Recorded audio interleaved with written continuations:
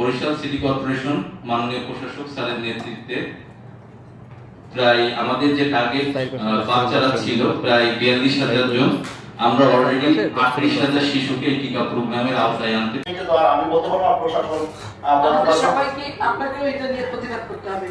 ওই জায়গায় আপনি বলেন সরকার পরে পয়লা মে দিয়ে 14 দিবস উপলক্ষে একটা প্রোগ্রাম ছিল, আমি সেখানে বলেছি জাতীয় অবস্থান থেকে আমি একটু আগে কথা বলছিলাম আমাদের পরিষ্কার এই একই সমস্যার কথা।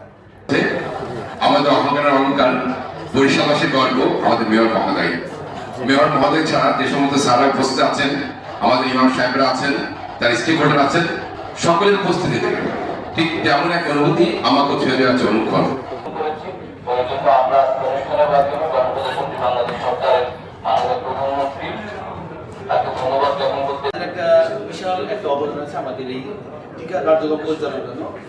সবাই অত্যন্ত সুন্দর করে বক্তব্য রেখেছেন, আপনাদের প্রস্তাব দিয়েছেন, পরামর্শ দিয়েছেন কিভাবে এটা আমরা সামনে আরো বাকি দিনগুলোকে আমরা সুন্দরভাবে সম্পন্ন করতে পারি সেই প্রস্তাবও দিয়েছেন।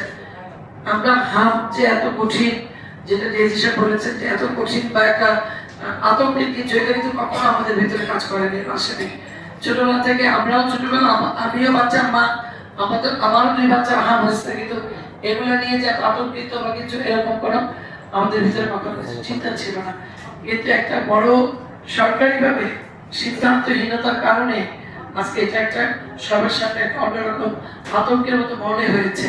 কিন্তু বর্তমান সরকার, আগের যিনি সরকার ছিলেন তাদের একটু আগের সরকার মানে তত্ত্বাবধায়ক সরকারের একটা হিসাবে হয়তো ভুল ছিল, যার জন্য ওনারা এই জায়গাটা এইভাবে চিন্তা করেনি।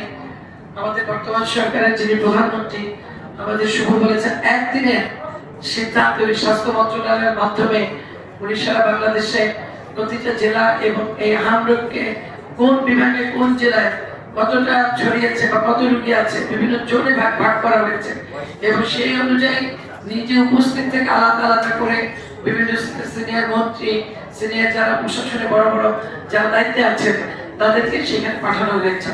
12 তারিখ থেকে এটা উদ্বোধন করা হলেও 5 তারিখেই কিন্তু আমরা এই হামের এটা নিয়ে কাজ করেছি। আমি নিজে বাগেরগঞ্জ গিয়েছিলাম, কারণ বরিশাল এবং বরগুনা, বরিশাল বিভাগের এই 2 জায়গায় হামের রোগী দেখা গিয়েছিল। প্রশাসন থেকে যেভাবে দরকার সেভাবে আমরা চেষ্টা করে যাচ্ছি প্রচারণার মাধ্যমে সবাইকে জানানোর জন্য।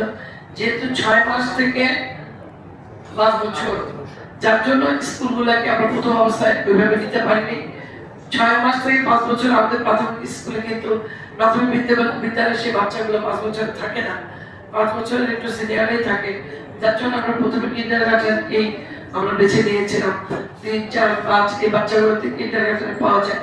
এই কারণে আপনাদের সবাই সহযোগিতায় আমরা এই কাজটা সম্পন্ন করতে পেরেছি এবং সরকারের দ্রুত পদক্ষেপের কারণে আমরা এটাকে একটা সুন্দর স্বস্তির ভিতরে আমরা ফিরিয়ে নিতে পেরেছি।